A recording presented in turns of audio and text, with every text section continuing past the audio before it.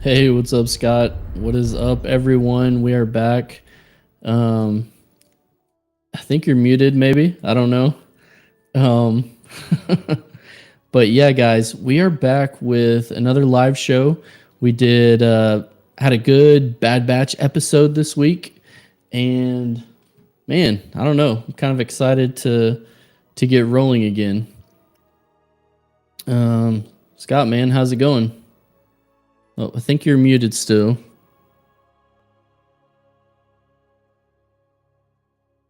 Nope, no audio. Can't hear you. Hold on a second.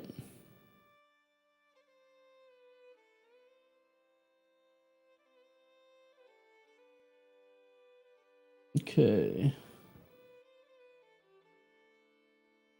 What is it on my end?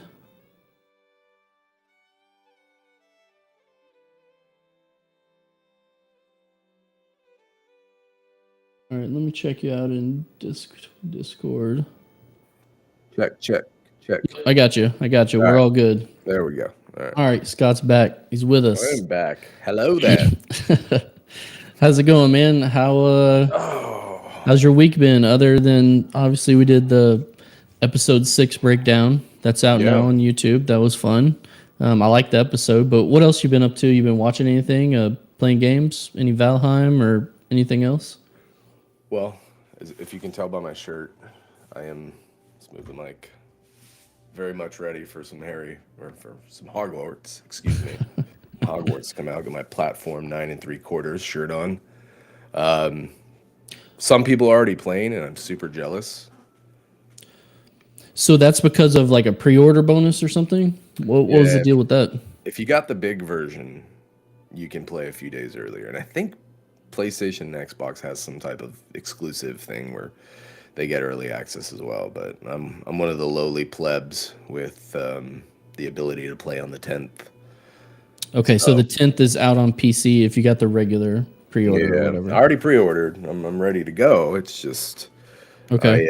I cannot play it yet, and I'm suffering here waiting to play it. Yeah, I was watching Jack Frags play some today, and I wasn't gonna get it, but I gotta admit the game looks pretty incredible. The graphics, just I don't know, everything. It looked pretty good. I think we finally broken the terrible streak that we've had hyping up games and then turning out poorly. All reviews are coming in is good. Many people are saying, "Hey, the hype's real. It's here." And we're not being let down for once. So I'm hoping this is turning a new page in game developers. It's as you know, my hope for this was that it'd be Red Dead in Harry Potter land. Yeah. And this is kind of the same trend that Red Dead went through. It's groundbreaking, it's revolutionary, and it's setting a new standard. So I couldn't be more excited for this. Who do you go to for reviews usually? I like games and stuff. I like Game Ranks and ACG, Carrick at ACG. I think they probably have some of the most unbiased and quite objectively good reviews out there. Yeah, I like ACG because he gets like super technical, right, with his reviews, like really in depth on the audio and stuff like that. Yeah, he's a machine. He puts out fantastic videos, and I've never seen a review of his that wasn't like an honest, like spot on. Just spot on, yeah. And his was good for Hogwarts so far. Yeah. Mm-hmm. Okay. And after like 50 hours, he's still like, wow, this is pretty crazy. Yeah, I usually listen to Skill Up too. I like his reviews usually. Yeah, he's not bad either. It's just once you find somebody you kind of jive with, that's just who you go to. Yeah, for sure. No problem with Skill Up. Always great as well. Yeah, well, that's cool. Any shows or anything? Are you still up with Last of Us, or did that one kind of fall to the wayside? Oh no, I love The Last of Us. I haven't watched the one from yesterday. Family's been a little under the weather here as of you. So I did play a little bit of Valheim. I played with my cousin Rob. Popped on there for a few. I booted up Dying Light to kind of. I haven't been able to test out my my new computer yet. And I mean, I got that what 4 or 5 months ago, and I haven't played anything that required or really fully utilized the power that's in it. So I booted up Dying Right. Light 2, put everything to max, put on the ray tracing, and man, wow, does it look good. So I'm pumped about my video card. Well, Hogwarts is gonna look great, and then I can't wait. obviously Jedi Survivor, right, is gonna be Yep, it did get pushed super back. amazing. Did get pushed back a little bit, about a month, Okay. which is fine for me personally because my kids. So what does that push it into? May or April? I think it said April 28th. Okay, So so from March closer 10th to or whatever it was in March. okay. So Mando, when does Mando drop? March March or 1st. is that March 1st? So we'll have Bad Batch, Mando, Jedi Survivor, And then Ahsoka. and then Ahsoka, which we don't have a date for yet, but No. obviously that's what I'm most excited for. But I think that Mando is going to be awesome too. I think I'm kind of excited to see the Mandalorian storyline. I don't know about you. What did you think of the trailer on Mando? Are you happy about that storyline of going the Mando route or like the Mandalorian backstory route? Man, I think while adding Luke and Ahsoka in was a nice touch and really brought more of the story together, I would like to see it still develop its own identity. I don't mind if they cross over, but I would like to not tune in to Mando hoping to see Jedi all the time. I want to see the continuation of their story. And I mean, we got to remember, man, like they're about to explore Mandalore and Concord Dawn, like the homeworlds of the Mandalorians, and like this all started from Boba Fett just being awesome. Like everyone loved Boba Fett's tiny cameo in the originals. He wasn't in much, but he was an awesome character, and from him and Django stemmed an entire lore background that is just massive now. So Get him, Dad. Get him, Dad. Yeah, fire. That is true. That is true. Yeah, I don't know. What do you think about Theory?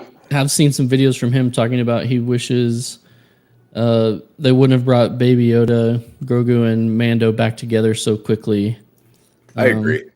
Do you? I agree, and especially the fact that they did it in the Boba Fett show. Like some people, it's a big miss. Didn't watch that, so they're gonna be wondering why he's back. I'm sure they'll give us a recap, and maybe they'll do more flashbacks to his time with Luke. I don't know, but I would have liked to see that build up to their being reunited would have had a little more weight to it. Yeah, I wasn't as big of a fan of Book of Boba as you were. I don't think. Not that I didn't like it, but the best parts were not about Boba. I feel like in the show, and I don't know why they did that. Unfortunately, I don't know why they did that. I'm not sure what happened. I mean, Tamora Morrison's fantastic. He's awesome. I like him a lot. Is fantastic. All the pieces are there. I just don't know what happened to the story. It was convoluted. It didn't seem like it was the Boba we knew and wanted to see. It was strange. So I do think season 2 is coming, and I hope that they can fix a little bit of what they messed up, for the lack of a better word. It wasn't bad, but it wasn't good either. It served its purpose, and I still enjoyed it for what it was. Let's put it that way. Yeah. So we'll cover the Bad Batch today, guys. The episode 6 Tribe. We're going to do some speculation on.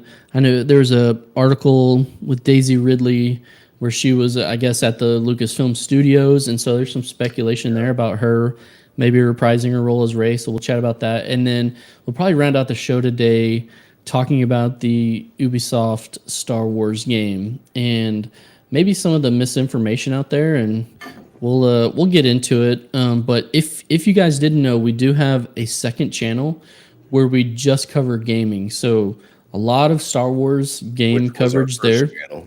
It was our first channel. Yeah, still so. But if you only know us from here, so we cover like Star Wars: The Old Republic. We're going to be covering Jedi Survivor really heavy over there, but we cover more than that as well. We'll be covering Hogwarts Legacy. and I like MMOs, so I talk about that. And so, if you want, it's just at BadCuzDad on YouTube. You can go check that out. But before we jump into the Bad Batch talk, Scott, I want to just play a 30-second clip of our recent breakdown we did last week, just to show people kind of what the breakdowns look like, and then we'll get into the breakdown. I love and hearing myself talk so much. yes, it is true. But all right, here we go. Let's take a listen. Way to see what the commotion is. Upon arriving at the source of the noise, she sees some of the droids shocking a small Wookiee with shock sticks. Being the selfless one that she is, Omega demands that they leave the Wookiee alone. As they are distracted, the young Wookiee snatches one of their shock sticks and strikes one of the droids, while Omega, without hesitation, pulls out her bow and takes the other one down. As they flee together through the storage crates, more droids come to subdue the resistance. Over the intercom, the droid dealing with Hunter's transaction is alerted to the scuffle. They head over to see if they can put a stop to it, and immediately Hunter, Tech, and Wrecker assume that it's of course got to be Omega, again getting herself into more shenanigans. As the droid crew finds the young Wookiee and Omega, they urge them to surrender. All right, there it is, guys. That was just a little preview of the episode 6 breakdown we have up right now. And of course, we always have new breakdowns that come out every Wednesday after the show drops. We'll be doing that for all the shows. Yeah, absolutely. Yeah. When Mando drops, which I think I asked you the other day, I was like, is Bad Batch going to be done before Mando? Because 2 breakdowns a week, that's going to be a lot, but it'll be fun. I don't know. We can do it. We can do it. I have a good time doing that. You're the one writing the script, so I'm more worried about you than me. Although it's a little bit of editing. Yeah, it's fun. I really like those. So yeah, this week on Bad Batch, I am like you. I'm kind of over it. I'm still seeing a lot of the videos out there about. I say I'm over. I'm not over Bad Batch. I'm over this talk about everything is filler. You know, I continue to see these videos come out, and yes, I get it. Some of the main characters, we're not getting, leaps and bounds in their progression, but the thing that really stuck out with this episode is the amount of world building that's going into these episodes, right? We're going to places that we've been before, but they're being more fleshed out. We're getting more details. We're learning more about the people who live there. We're seeing some of the Empire's actions, that lead into other movies and just getting more backstory. So I don't know. Are you? It's kind of getting old, right? The filler talk. I think there's a couple things, and I think some of it's warranted. And what kind of started me down this thought process is I have one of my old friends that I used to live by, Joey. He told me this morning, like, he likes watching our show and our videos because it covers a lot of topics that he doesn't really have the time to look into. Like, we kind of fill in the gaps in some sense, and that's what we partly intend to do by doing this. And I think a lot of the people are tuning in to see the main story progress, and they're not fully aware of the overall world building that's taking place. So for somebody like me or you, who, I think me in particular, because I follow the lore a lot more closely than I think you do, and I don't see that as a as an insult. I just am way more nerdier than you, I think. So for me, when I see these things with all of these Easter eggs, with all of these elements coming together in a way that is building this main story within the Bad Batch, like it brings me in more. Like, I'm fully invested. So for a lot of people, I get how they see this as filler, but hopefully over time, they're going to start seeing the connections throughout the shows. Like, oh, I remember seeing that on Bad Batch. Now it makes sense. But I don't see these as filler personally. This is incredible storytelling. This is incredible world building, and I hope it continues.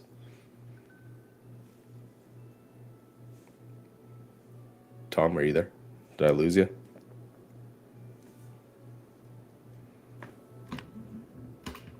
Tom, I seem to have lost your sound.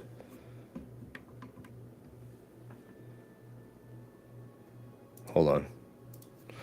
What's that, guys?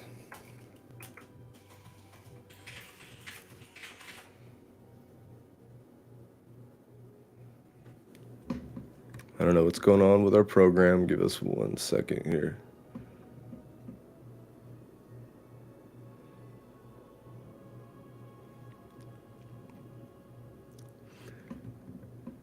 Jeez, how embarrassing.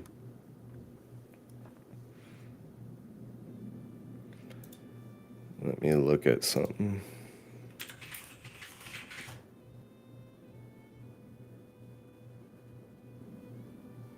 If anybody is in the live chat, Chase, I just saw you pop up. Can you still hear me? Or Tom, can you hear me? Can you thumbs up if you can hear me?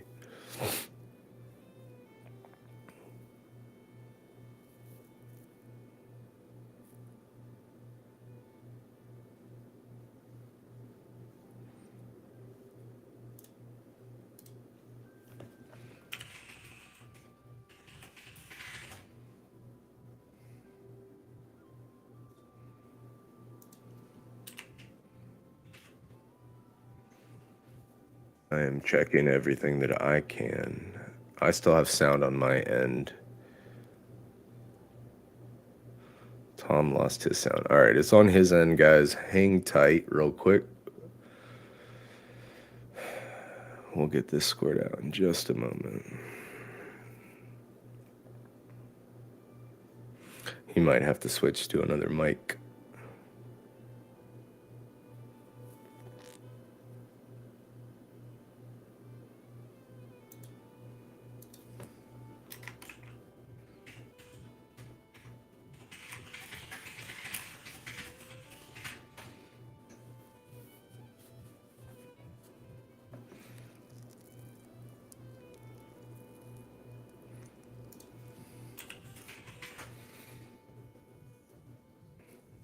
All right.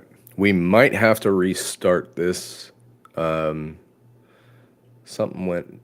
happened to his mic.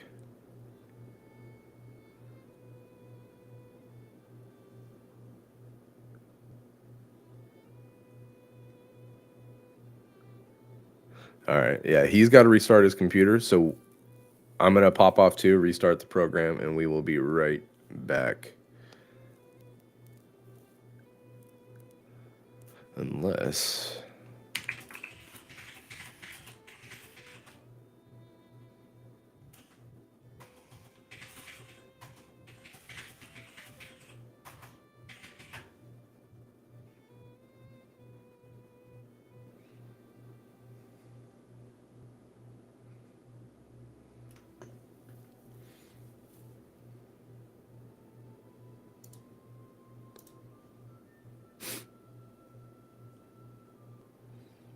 All right.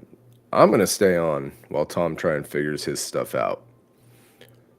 So we were talking about the world building. If anybody wants to jump in the chat, I saw Chase. He said you want to keep watching the show so I can keep up with you guys. Man, I would really appreciate that. These live shows they're really fun. I enjoy the streaming. I enjoy the more discussion type topics, even more so than streaming a game. So I'd love to have more viewers, obviously, but I'd also love to interact with the viewers and have discussions posted in the chat and questions, maybe anything you want clarification on. But anyways, as I was saying, the world building aspect of this show has been it's been incredibly good so far, and I think a lot of the more casual viewers have probably just missed a lot of the stuff, and by no fault of their own. I think a lot of these episodes or the Easter eggs, so to speak, are in there because they're doing a lot of fan service for people like me who have been following this lore for decades now and are really interested in the overarching story. So I think, as I kind of alluded to, as these episodes progress, as this Star Wars universe continues to grow and get bigger, you're gonna start seeing callbacks to this. You're going to notice things in the Bad Batch that pop up in later things and just say, "Oh wow, I do remember that. I thought it was not important at the time. I didn't get what was going on, but now I do. So if you're feeling like like some of this is filler, I get you. I know what you're saying. It makes sense to me. But excuse me, I've been sick. I get what you're saying. My suggestion would be to hang tight. Eventually, as we keep going, is going to make more and more sense. Hey, I'm back. And Tom's back, and I managed to vamp the entire time he was gone. Nice, good And job, dude. dang, did I do a good job. I gotta admit, my butt clenched a little bit, but I'm good You now. don't even need me, apparently. I don't. In fact, I'm So- just gonna mute you, take you off the screen, and replace you with this little tiny Wookiee over here. So I lost all my notes apparently, but it's all good. Sorry guys, I had to all right, restart my man. audio. Totally crapped out. So Took care of it. We're good. all right, so But where are we? Talking about the world building, the Easter eggs. Yeah, I yeah. covered it. I said my suggestion is that if you feel like it's filler at this point, hang tight because eventually it's probably going to start making more sense. So just hang tight. Well, we lost 2 watchers maybe when I was gone, so only 2 people are here for me and the rest for you. So confirmed. People here for Scott. No, thanks for sticking through that, guys. Sorry about that. Yeah, man. Well, yeah. Other than the world building, what I thought was cool was just Gunji is like awesome. He's awesome. I mean, Wookiees are cool, right? Like, yeah. And he didn't have a bowcaster, but he was pretty cool. If people, again, if they haven't watched, if they've only watched the original series, like all they know is Chewbacca. So there's a whole planet of Wookiees. I mean, I take that back. Revenge of the Sith did have other Wookiees in it briefly, but it's a cool culture. The lore of the Wookiees is fantastic, and Gunji's awesome, man. We don't get to see Padawans in their glory that much. We've seen it glimpses here and there, but there's just something magical about a Padawan. It's like this little kid in training that's just kicking butt and really trying to apply what they're learning with the Force and the Jedi teaching. So I'm a big fan of Padawans, and Gunji's cool. He's got a really great aura about him. Seems very leveled, and the fact that we've seen him interact with Yoda and Ahsoka and see that teaching kind of bleed into his the way he goes about things was really a nice touch. Yeah, and I think kind of before the thought was that not many Padawan learners survived, right? Order 66, and so we've kind of seen a couple now. We've seen Caleb Doom. We've seen Gunji. Yes. I mean, do you think we're going to see more? Do you think there's more out there? Yeah, and I wouldn't be surprised to see more. I mean, look at some Inquisitors were Padawans. Look at Reva. Not that Reva's a fantastic character, but case in point, she was a Padawan that was taken to be an Inquisitor. Yeah. So they might pop up later on, and hopefully, I would love to see at some point, maybe if any of these other younglings that were in that Clone Wars episode with Gunji, if they make an appearance and maybe that becomes his family. I don't know, but there's definitely not a lot of Jedi Masters, Padawans, Knights, whatever. There's just not a lot.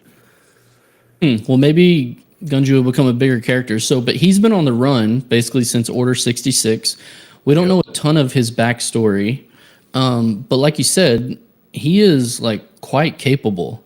He has his lightsaber. He knows how to use it. And the first thing I remembered, like you said, from the Clone Wars episodes is that Gunji's like directly connected to Ahsoka and Yoda, right? Like this is where he was getting his training. So maybe it's not really a surprise that he's kind of as capable as he is even at this age, right? Mm-hmm. And you really saw that in the episode, as you can see on the screen here. And it's more like you said, world building. It's connecting these characters to Yoda, to Ahsoka, Yes. kind of a thing, tying everything together, or whatever. And my almost thought or theory is that, I mean, I feel like some of these Padawan learners who, have been on the run are almost going to have more of a Ahsoka mindset going forward, right? Because technically their Jedi training has been cut short, right? So they only got a little bit of Jedi training, and like I don't know if they're all going to be like Gungi, but he's returning to his homeworld, so he's kind of doing a reversal, right? A reverse Uno card. He's going back to where he came from, right? So he is going to form these attachments again that the Jedi kind of are wanting the Padawans to be removed from, right? And so it's almost going to be, unless he, somehow meets up with Luke at the new Jedi training facility or something, it's going to be a new take on, I don't know, maybe more of an Ahsoka vibe to these Padawans. I guess what I'm thinking is these appearances aren't just a one-off. Like, they're intentional. And it's going to have a payout, whether it be in this show or the future shows. It's going to pay off in some respect. Filoni is definitely a 4D chess player, and he's always I would say with him and Favreau, anything is done is intentional, and it's done in a way that keeps you guessing, even though you're excited, but there's going to be some payout or closure. He's not like Lucas in the fact that he's just going to throw a character in there and then pretend it doesn't exist after. So you're still banking on the MCU style convergence. Oh yeah.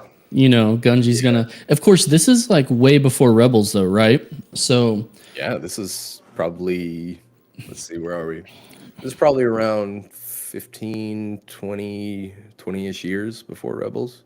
So the next time we see Gungi, if we don't see him in this show, of course, I mean, we could see. Of course, I know Wookiees age slower than like regular humanoids, right? I think that was 400-year lifespan.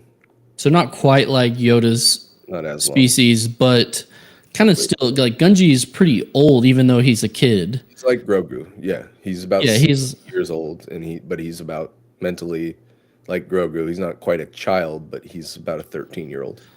Yeah, and like Omega, it's almost like him and Omega are like peers in this episode, right? Even though she was born before the clone, before the Bad Batch, she's still like a kid. Doesn't have the accelerated growth or whatever. Yeah. Yeah, so the next time we see Gungi, if we don't see him again in Bad Batch, could be like a fully grown, Gungi, Jedi kind of a situation. Like if we get that MCU style convergence that you think is going to happen, which could be cool. Which my other question that obviously came up was that surely Gungi and Caleb Doom like know each other, right? Or are friends. Friends, possibly. I don't know. I would assume there's not tons of Jedi, but they're around the same age. I would assume that they're probably at the temple together, at least doing training at some point. Yeah. Yeah. I don't know. So you're right. I don't think it's an accident. I think Gungi is just a rad character, and I hope he gets some more screen time going forward. And we learn a little bit more. Is there anything else that kind of stood out about Gungi, or I don't know, even the people? Like let's just go to Kashyyyk, right? So that was kind of some more world building. What's been your favorite, I don't know, version of Kashyyyk over the years? Because it showed up in actually quite a few Star Wars mediums, from like games to TV shows. I don't know. Well, Kashyyyk has that very Avatar-esque element to it, between like the moon of Pandora and the Na'vi. Like they're very connected with the world. Like the species and the planet is kind of one. You think that was a coincidence, the timing of this episode?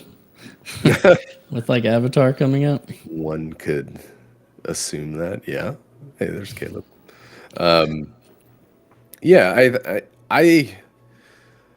So I think my I have to have two favorites. I liked it in KOTOR because it was about the first time we saw that planet, like the Wookiee. Okay. It was a little creepier then, and more like a barren world, just very, very foresty and jungle, and there just didn't seem like a lot of life forms there. I think so far though, I've really liked Fallen Order, the way that they did that there. It was cool. You got to interact with a lot of the creatures. You even got to fly on like a giant avatar-ish type bird in one of the scenes. So yeah, the planet's awesome. It's one of my favorites in the Star Wars universe. Yeah, and I thought it was interesting. They show the Trandoshan like slavers, right? So they're on Kashyyyk, kind of enslaving the Wookiees, and then also I don't know if they're like gathering resources just yet, but that's the next step for the Empire, right? Yeah, it's a relationship that mutually beneficial relationship. The Trandoshans hate the Wookiees. They treat them as basically prey. They're of value to them. So they slave the Wookiees and hand them over to the Empire for a fee, and now the Empire has a strong slave force because Wookiees are smart, physically strong, and that's kind of how you see the Empire utilizing and exploiting every planet and every species that it can for its own advancement. And you mentioned that in the breakdown, right? Like the Transdoshans, that's like kind of built into their society, right? Like this idea of the Great Hunt, like or their whatever. god is like a hunt queen, and they're only worth they succeed at their hunts. And yeah, I only remember the companion from Star Wars: The Old Republic. Was it Kaiza and Fess? Yeah, we talked about that, right? And He's always talking about the Great Hunt and you know what I mean. Yep. Or whatever, and this point system, and interesting. So it's interesting to see them, the Transdoshans show up here, kind of in league with the Empire or whatever.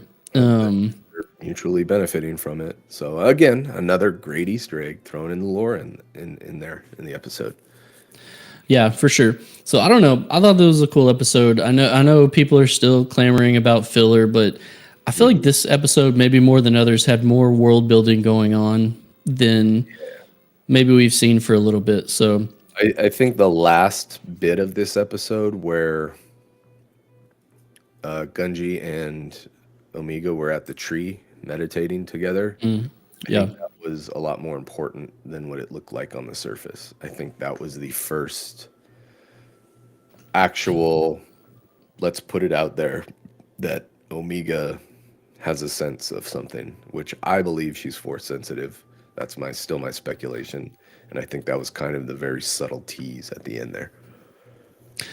I don't know. I may even take that a step further. Do you think that all of the Bad Batch have a force sensitive aspect to them? I mean, we know that Hunter has like his little spidey sense. That would be a sweet thing going on.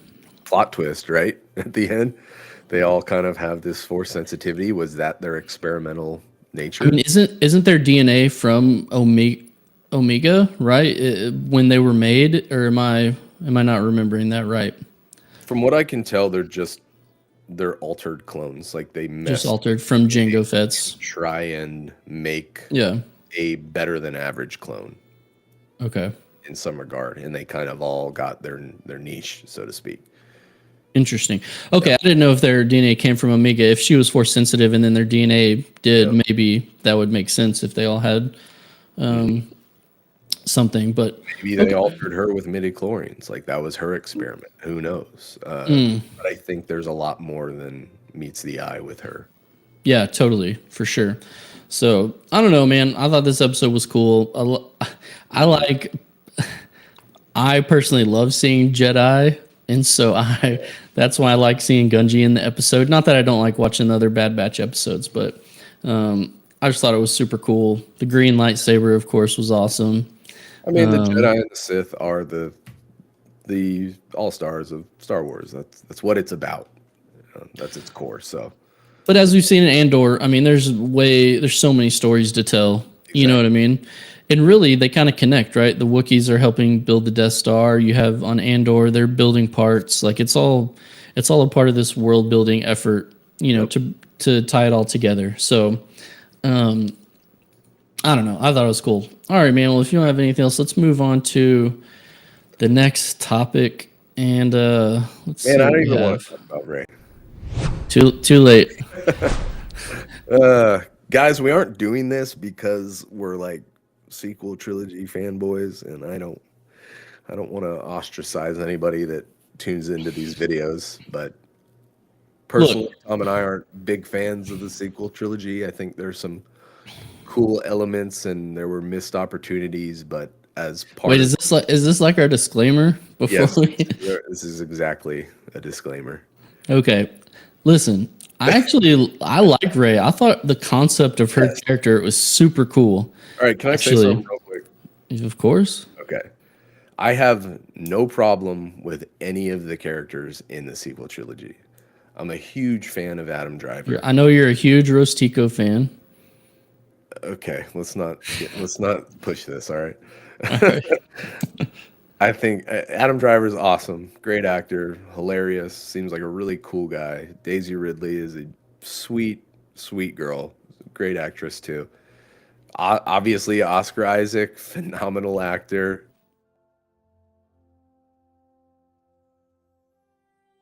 With Snow, like, there's nothing wrong with the cast. All right, the cast was great. The characters had tremendous potential. It had everything to do with the writing and the directing. That's it. That was the only bad part of it. So that being said, man, getting Ray back in some capacity, I wouldn't necessarily have a problem, but I don't see how they could do it without. So let's back up a little and talk about why we're even talking about this, right? So sorry, I'm already getting triggered. Every time. I don't want to be depressed for the rest of the day, so let's not go down that rabbit hole too much. But why are we talking about Ray's character? So apparently, Daisy Ridley was just seen at a Lucasfilm having lunch and talking about things, and I guess she was asked, are you coming back? Are you reprising your role? Kind of, and she didn't really give a solid answer. I think her answer was just like, "Of course I would." Talked about how she enjoyed her time, on the films and stuff like that, and so that just kind of got me thinking: if she were to reprise, her role as Rey Palpatine, where would you want to see? Do you think it would be cool if she was like in another film, or what about the TV shows? Or maybe she's too big of a movie star. I don't know. Even though, I mean, Pedro Pascal and others are in the TV shows. Yeah. What do you think if she were to come back? What would make sense for her re-entry point? If I'm being completely honest, I do not want to see any of them back in the current sequel trilogy timeline. If Ahsoka's show in World Between Worlds changes anything, alters the timeline or whatever, and Rey comes back in a capacity where I don't know. I would love to see a proper Rey developmental story. I would love to see an Ahsoka meets Rey and trains her story. Like, that alone could be amazing. Again, I have no issue with the character itself. I have issue with the way it was written. So you're saying like go back and train her like in between parts that we've seen, or like additional training like after the sequel trilogy is done? Like, how old is Ahsoka at this point? You know what I mean? Like, what are you? If they continue the current timeline and the sequel trilogy remains main timeline canon, then I think we need to see her in some capacity kind of where it left off. Because I just think she needs more development, whether it's in a new timeline or that same one. I think her character deserves development. No, I mean her character had crazy potential. So I don't know. I kind of think it would be cool to see her. I don't know, training Jedi later on. I'm just not sure. I don't want to see more movies. I think it would be cooler for me to see her in like a TV show. But it doesn't make any sense to me though. Like, she didn't spend any time with Luke. I mean, she did, but not much. Yeah. They burned all the Jedi books in the movie.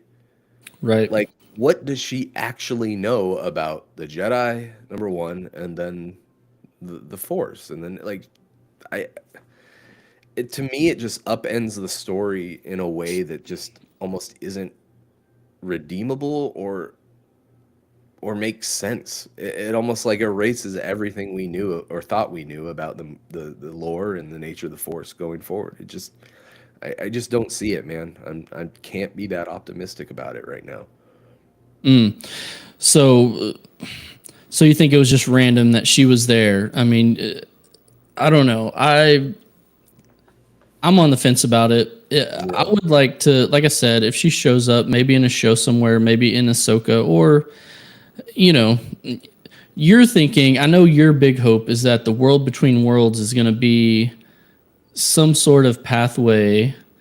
Abilities. I know you're going to go there. Some sort of pathway to either redo the OT or maybe the sequel trilogy at some point. Yeah. So if you redo a sequel trilogy, though, is she even a character? Like, is she a necessary character in that? Or is that something where you focus more on Luke in a sequel trilogy? Again, Jade. No problem with Rey. No, none at all. Like, I would love to see Daisy Ridley come back in a way that made sense and was true to the lore and push the narrative in a way that would make sense, essentially. So, yeah, I don't know, man. It's speculation. It's wishful thinking on my part, and I think a lot of fans. But that's the only way that I can see them maintaining the canon of the sequel trilogy in some sense, like an alternate reality, and then bringing the character back around for another opportunity at storytelling. I don't know, guys. Do y'all think she's coming back, or do you think this is going to be real, like a reprisal of Rey's character somewhere? I don't know. Let us know what you guys think, or if you even want to see that, or how they might do it. You know, I'm not really sure what they're going to do, but no coincidence that she was there. So I don't know. I just thought that was interesting to bring up. I don't think she's just homies with these people and had lunch. Right. You know, now I don't know. My biggest kind of takeaway too was John Boyega. I really wish they could have done something cooler with his character. Huge missed opportunity. You know, and so much charisma, such a good actor. But anyway, man, let's get off of this topic. I don't want to. Before we just rage quit and log off. There's so much good stuff coming out. I mean, Mando, Ahsoka, it's going to be great. So I'm not like disheartened about where we're heading or the state of everything. Although I don't know when the next movie is going to come out. I don't think we really have any indication of where things stand, what projects are next in line to be ready. You know, and especially, it seems kind of crazy, right? I don't remember. I saw a video of someone talking about this. Marvel is just putting out movie after movie after movie, show after show. I mean, like 20 shows before 2 Star Wars shows drops. Not that Disney Plus has to do it, or Lucasfilm has to do it exactly like Marvel, but they're all on Disney Plus. You know what I mean? So, it's just interesting if they want to go after that model, and that MCU convergence. They're gonna have to start introducing some more characters, get some more shows going. And please follow the Andor method, please. I mean, a dark, gritty Star Wars like Andor is, to me, peak Star Wars. Imagine the trilogies in that same world building type. Wow, that'd be crazy, but it's not necessarily kid content. You know what I mean? Another thing, which I know Star Wars has traditionally been, but all right, man. We'll do one more topic today. Let me pull it up. We're gonna talk about this Ubisoft game, so let's switch over. All right, so the Ubisoft Star Wars game. There was an article that came out. I don't know, maybe like a month ago, that kind of got the ball rolling on this. If we remember right, I know the big tagline that came out was this game is going to be like No Man's Sky, right? You're going to seamlessly get in your, your starship, and you're going to go from, all over the galaxy, right? And just go to different worlds. It's going to be seamless. You're going to explore. And so I know you were super hyped about it. Oh yeah. There's like talk about, hey, you could be any kind of character you want. They have all this history they're pulling from all these different walks of life in the Star Wars universe. And so I was kind of surprised. I watched a video from this guy. I'll give him a shout out, Binks Magnus, who kind of did some more research on this and went to the original article that kind of got all this rolling, because news outlets picked this up. YouTubers were going crazy with this information. We're not excluded from that. We talked about it. We did. But when he went back to the article to check it out, and in the article, there's 0 sources cited to any of the speculation. So, they mentioned the game being like No Man's Sky. They just said that. They don't have any quotes from the director. They didn't talk to anyone at the studio. There's no developers cited. Nope. They said, hey, this game might rival Starfield, which is coming out. But so I don't know. I think we got the, I don't know. We just got trolled on this one, right? I think we're back to square one on our knowledge of this video game. Yeah. And I don't know. Are you bummed out about that? Were you like, yes, it has to be like not Star Citizen, but No Man's Sky? Yeah, I think this is just a symptom of a larger problem here in the gaming industry right now. So many of these games put the cart before the horse. I'm not sure what their intent is. I'm not sure if this overhyping of unrealistic things is a way for them to somehow like get investments from companies or from just people like what was that game that people keep throwing money into for the longest time? Is it Star Citizen? Star Citizen. Yeah. I mentioned it briefly. Yeah. I'm not sure what the goal is here. We've seen it with something like The Day Before. Like they're just straight up BSing the public about it. Maybe it was a leak that they didn't want to leak. I don't know. I just think it's a larger issue than what we're aware of right now. And it seems like the news outlet it seems like they may have just made all this stuff up. So I don't even know if it was a leak from the studio that the studio was trying to get any of this information out. And the reason why it seems like we've kind of been trolled by this news outlet is they cited a tweet from the game developer where he was talking about 2023 is going to be like a big year for the Ubisoft Star Wars team. And so when that tweet came out, a lot of people were like, oh, the game's dropping in 2023. And then he put up a follow-up tweet out that was like, no. I just meant we're just going to make a lot of big progress. It's going to be a great year for our team. The game's not ready yet or anything like that. And so in this article, they quoted the original tweet, but didn't put the follow-up tweet in. So you can tell it was kind of bad intent on this news outlet's part to kind of drum up clicks. And I got to say, it worked like a charm. They had us talking about it, and we were super excited. And I think our kind of overall takeaway was that, hey, Star Wars games are looking good right now. With Survivor coming up, we have a lot to be excited about. Star Wars Old Republic getting expansions. The KOTOR remake kind of in limbo, but I think people are still hoping that comes through. Star Wars. It's very similar to Eclipse. They announced that really soon, and then they came out. And we're like, yeah, that's got like a 2028 release. Yeah, like a decade. Yeah. Why would you even do that? It doesn't make sense. And I imagine it's financial. It's because of financial gain, but I'm sure they were looking for investors on the Eclipse thing, kind of like a hiring tactic. Come work for us. We're making this cool game, kind of a deal. But yeah, this one, I think basically the summation is we just got to reset expectations on this one. Which I appreciate, right? Like, Yeah, well, we've all been hyped for video games, like too hyped before. You know what I mean? And so we need to maybe pump the brakes a little on this one. And I think maybe just look at what we know, right? The two games that I've most recently played from Ubisoft are the Assassin's Creed series, obviously.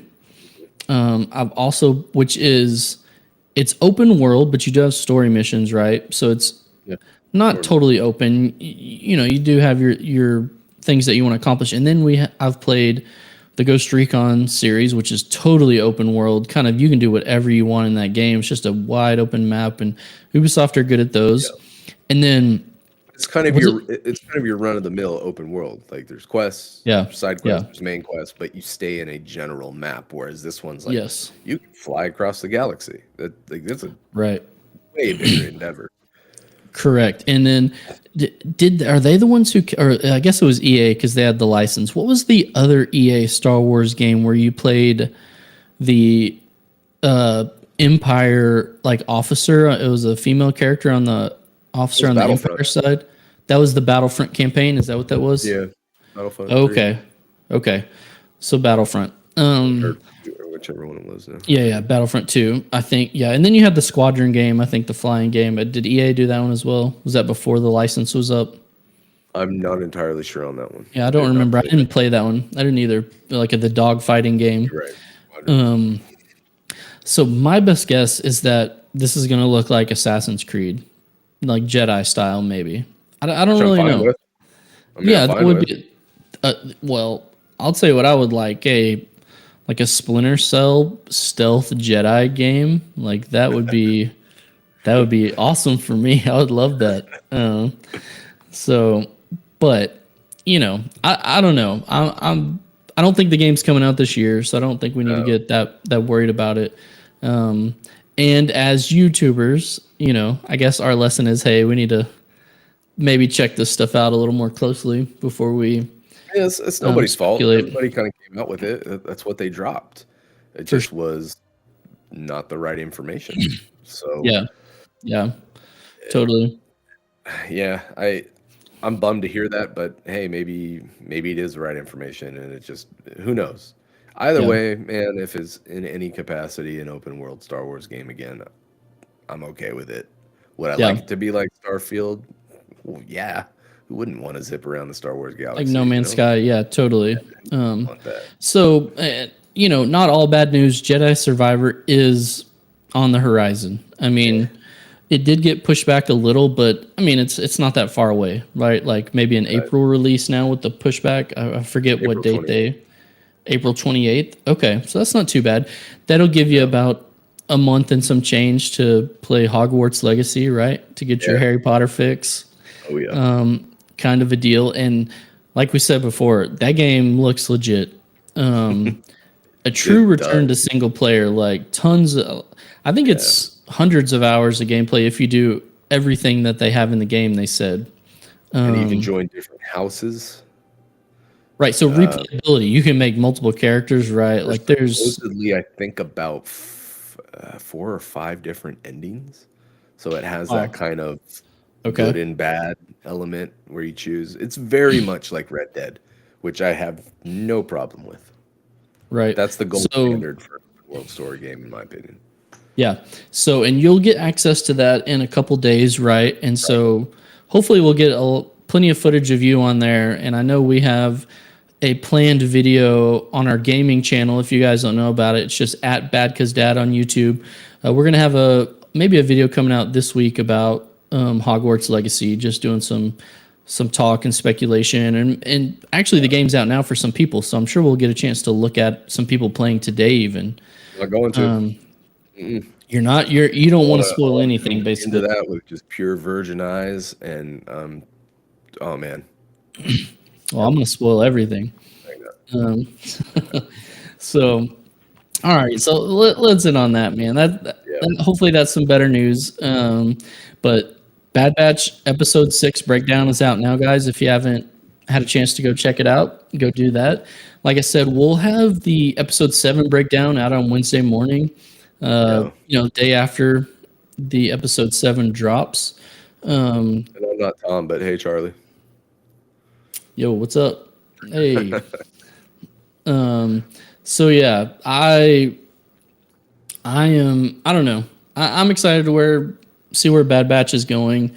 Yeah. I'm hoping we get a episode centered around the crew, maybe this time.